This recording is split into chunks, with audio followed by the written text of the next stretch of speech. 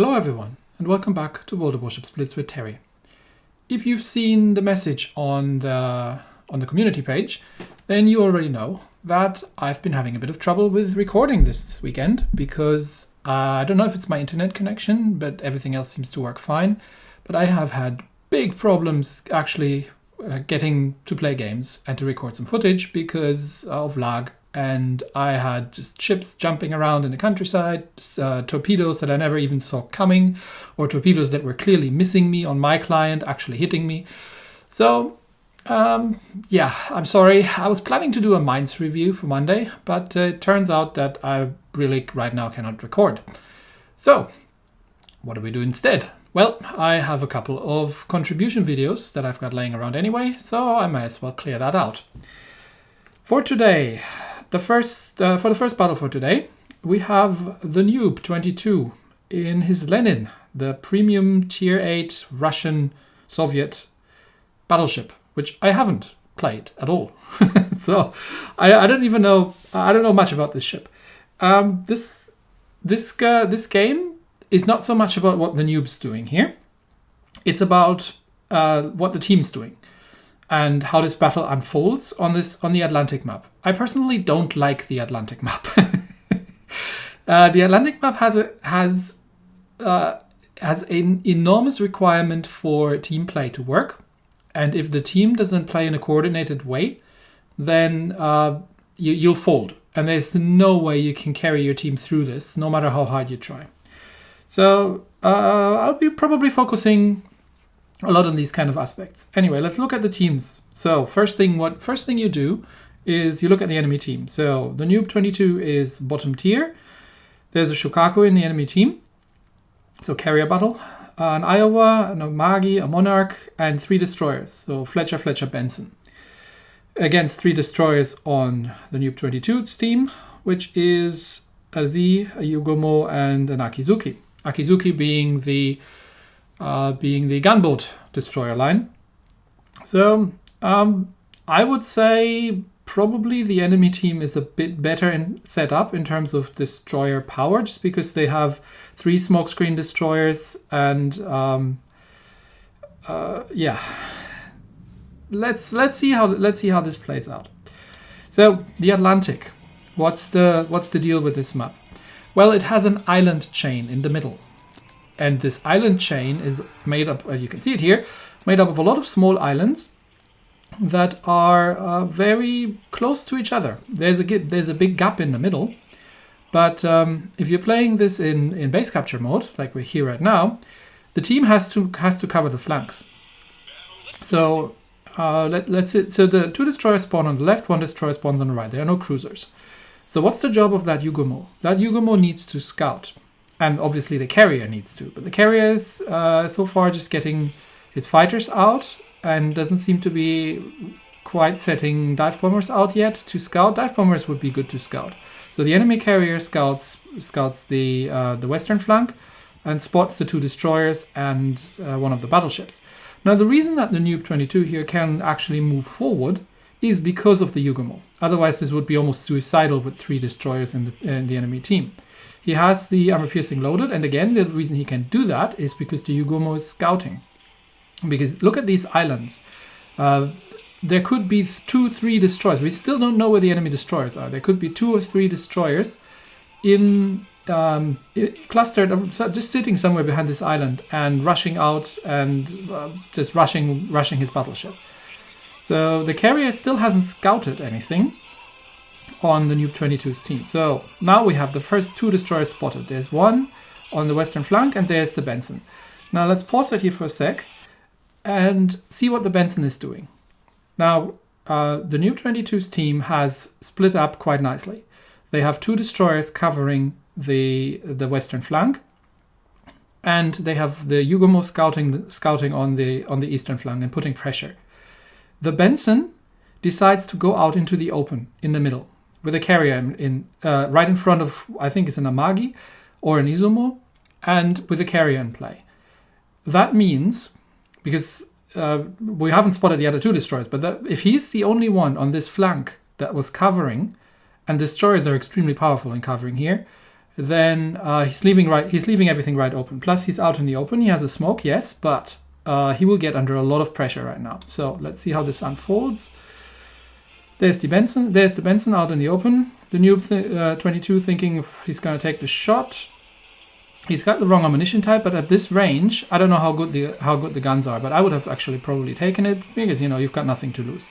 So the carrier is finally starting to drop some torpedoes, but he's dropping them onto the battleship cluster over there.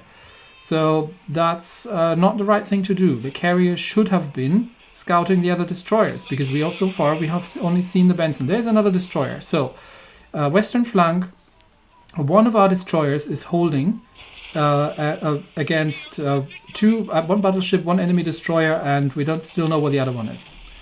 So yet still, the Benson has gone somewhere into the middle. So the eastern flank is open of the enemy team. Now the battleships have clustered up, and that's not a bad thing, right? If you can concentrate your fire and you can concentrate your AA, not a bad thing. Now the enemy carrier has spotted the Yugumo, which means that he is now going to have to chase down the Yugumo with torpedo bombers, which is not easy.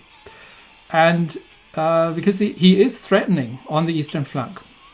Meanwhile, all the 3 battleships on the thenewb22's team here are concentrated in one point, which is good. And the best thing they could do is to concentrate their fire. So there's an Amagi who's broadsiding. They should all concentrate fire. You can use your in-game comms here. And because you see someone else was shooting at the Monarch there just now, you can use your in-game comms to call out priority targets. The destroyers, and these must be the 2 Fletchers, seem to be stuck on the western flank and they're not breaking through. So our destroyers are holding, the battleships are concentrating. The Benson, I think, is dead, which means that the Yugumo is still under air attack and still hasn't been finished off by the carrier. So he's still threatening, even though he's not actually doing anything, but he's distracting the carrier, which means that the carrier on the thenewb22's team can actually help pushing against the battleships. Now, I would actually have recommended him to clean up the destroyers on the western flank, which would have been a much better idea. And the thenewb22, you really shouldn't be shooting at the Monarch right here. You should be concentrating your fire with the other 2 battleships. So call out priority targets, take down probably the Iowa. Or threaten the Shokaku if you want to, and just distract him from his drops, damage his carrier, push him away. Okay, Monarch seems to have taken some torpedoes, and the enemy team so far has lost their Amagi, and they've lost the Benson. So the Fletchers are still not breaking through on the other flank. The destroyers are holding.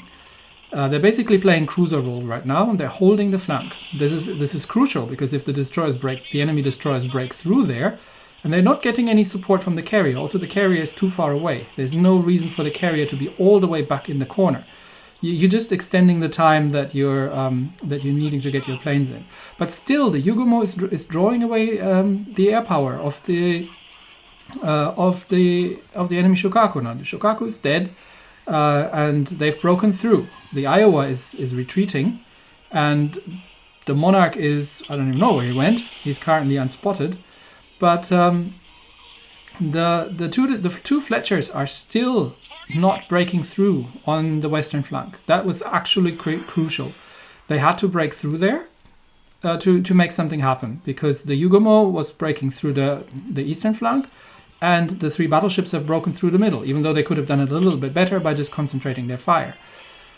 But they've broken through, right? The Monarch has disengaged, which means the Iowa there cannot hold alone against 3 battleships.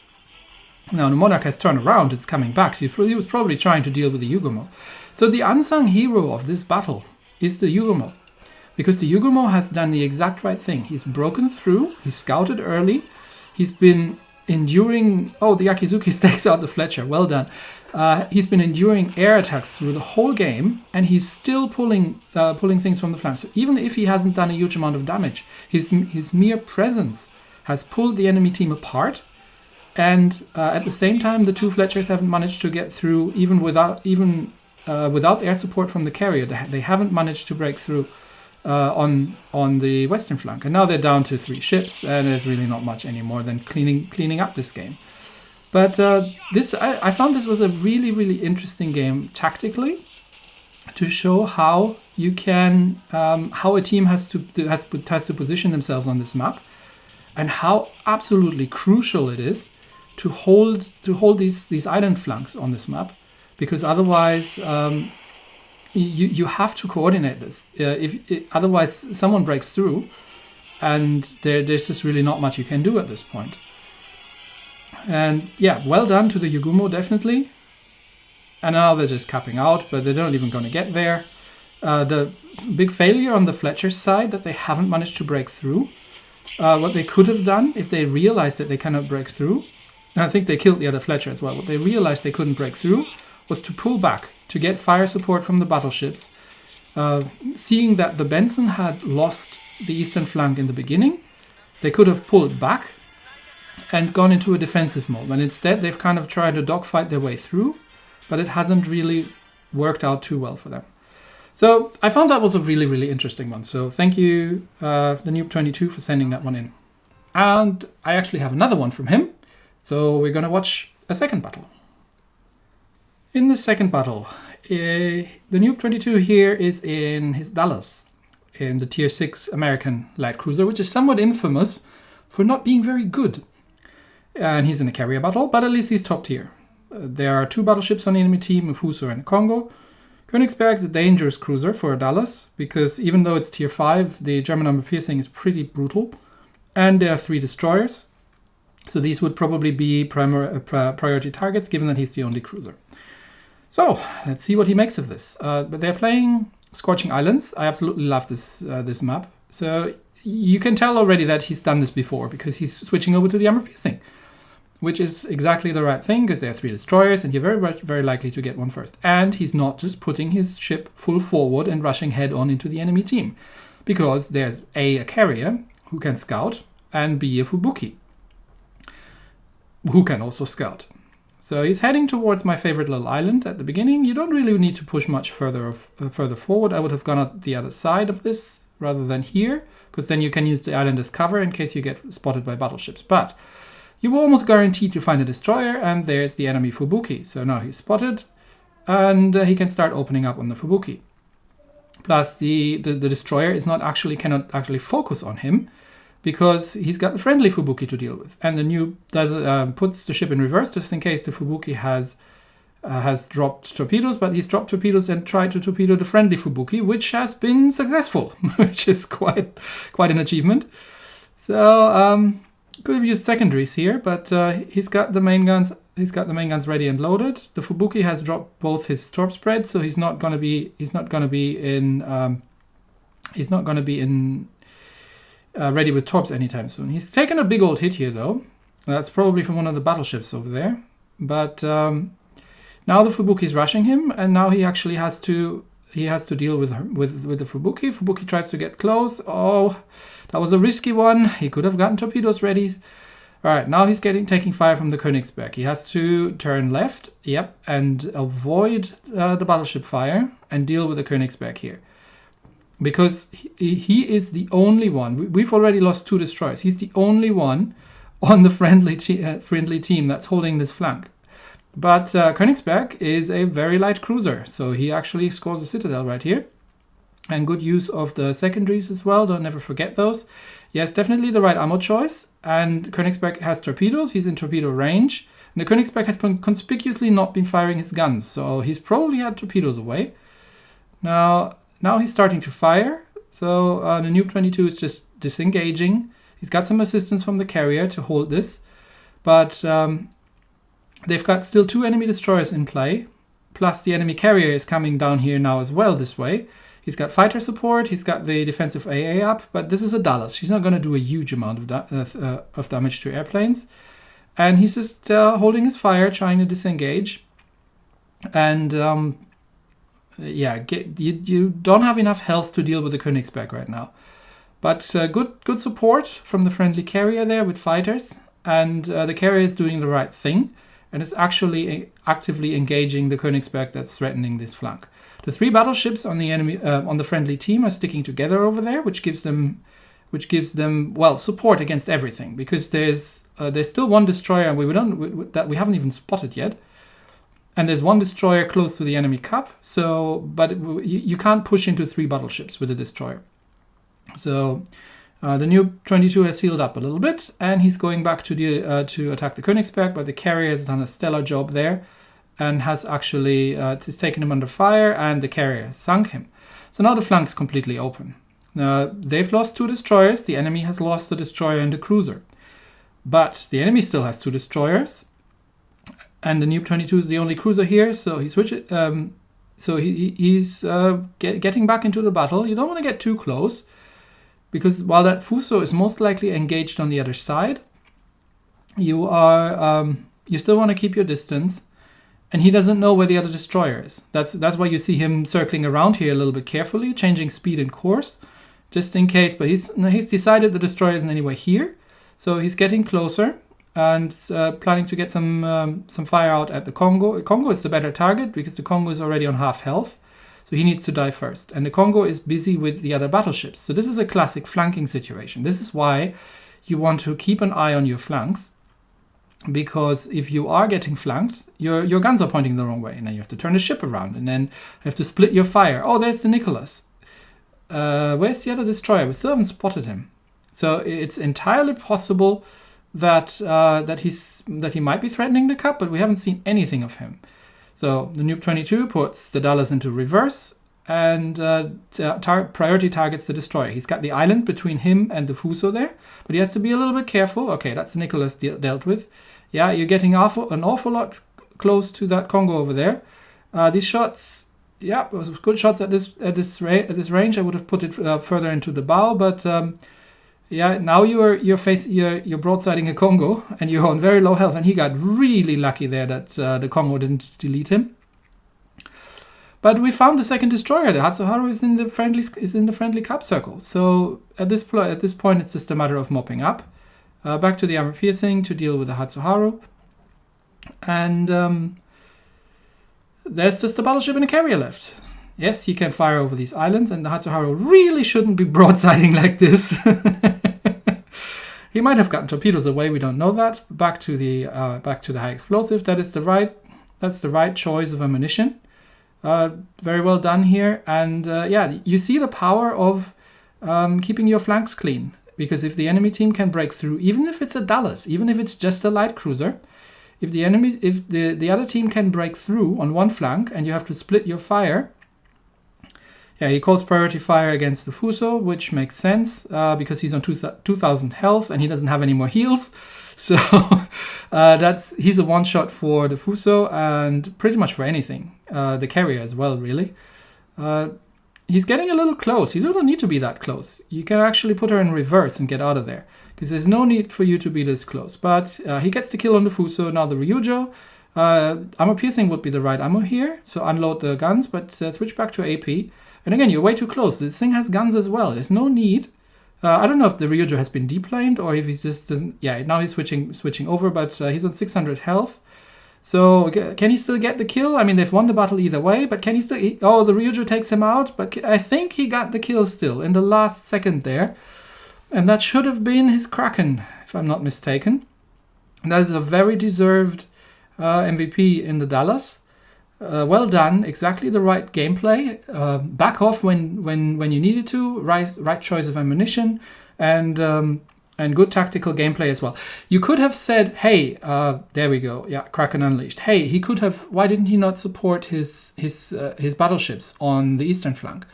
Why did he stick to the left side? Well, he was the only ship there. And the Königsberg is a dangerous cruiser. So he had to keep the Königsberg busy. He was defeating, the friendly destroyer initially was defeated, so he had to kill the destroyer as well. If he had been lemming training with the battleships and just left the Akatsuki alone on the western flank, they would have lost this battle because the Königsberg and the enemy destroyer would have broken through. No way the friendly carrier would have been able to clean these two up. And they would have been capped out. So your role as a cruiser, your primary target are destroyers, but you're also a fast ship, which means that you can reposition yourself such that you're in the right place to do the best that you can. And the 3 battleships were clustered up for mutual support. which against both planes and destroyers, which has kept the enemy destroyers at bay because they couldn't rush easily, and it's worked out. So this is the importance of flanks on these kind of base capture maps, and making sure that you're preventing the enemy team from breaking through and rolling you up. You can go for a base trade if the whole team is all in and you're all just lemming training down and go and hitting in for a base trade. That is something you can do, but it's very risky because if the enemy team is faster than you, or if you lose too many ships, then you're going to lose on points in the end. So well done, and I think these were really nice displays of tactical gameplay from the teams and how to position correctly. And that's something that's always welcome to see, rather than everybody just driving around headlessly in the countryside. So thank you again, thenewb22, for sending these ones in, and I'll see you all next time. Bye.